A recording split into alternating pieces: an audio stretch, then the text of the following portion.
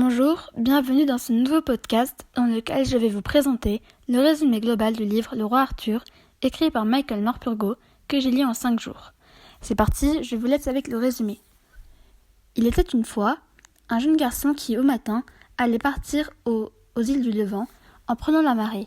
Il avait menti à ses parents en disant qu'il allait pêcher, car c'était un challenge d'aller aux îles du Levant et d'en revenir. Mais quelque temps après, le brouillard se leva et le garçon ne voyait plus rien, mais entendait une cloche de navire au loin.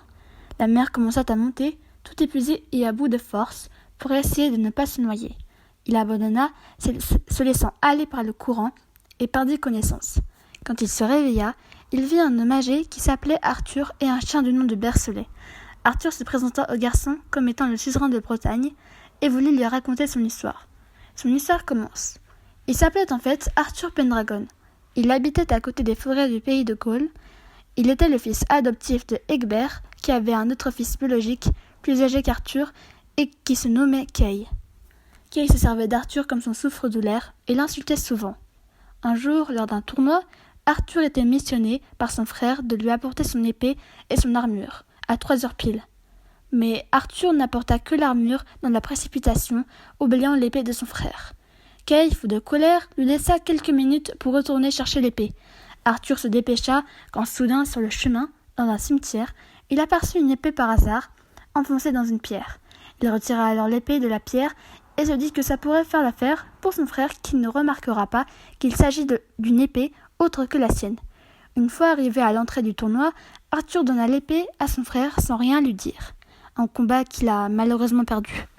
En perdant ce combat, Kay s'est très vite mis à accuser son frère en disant qu'il était à l'origine de son échec, car il n'avait pas pris soin de rendre l'épée tranchante avant de la lui apporter. Il jeta alors l'épée par terre, fou de rage. Son père ramassa l'épée et l'examina en remarquant qu'il s'agissait de l'épée du cimetière et non de l'épée de Kay. Une épée très connue, car personne ne peut en réalité la retirer. Il lui demanda s'il l'avait retirée lui-même de la roche, et Kay mentit en répondant oui et en se vantant. Alors le père de Kay, pour vérifier ses propos, enfonça de nouveau l'épée dans la roche, mais Kay n'y arrivait pas à la retirer. Alors Egbert demanda à Arthur, qui lui réussit sans le moindre effort. C'est alors que tout le monde s'inclina devant lui. C'est à ce moment-là qu'il devenait alors le suzerain de Bretagne, chargé de construire le royaume de Logresse, et de réunir tous les chevaliers de la table ronde. Il fera de nombreuses rencontres inoubliables et sera poussé à de nombreuses batailles. Réussira-t-il ? Fin. Voilà, c'est la fin du résumé Le Roi Arthur. J'espère que ce podcast vous a plu. N'hésitez pas à vous abonner à la chaîne et activer la cloche de notification pour plus de contenu. À bientôt.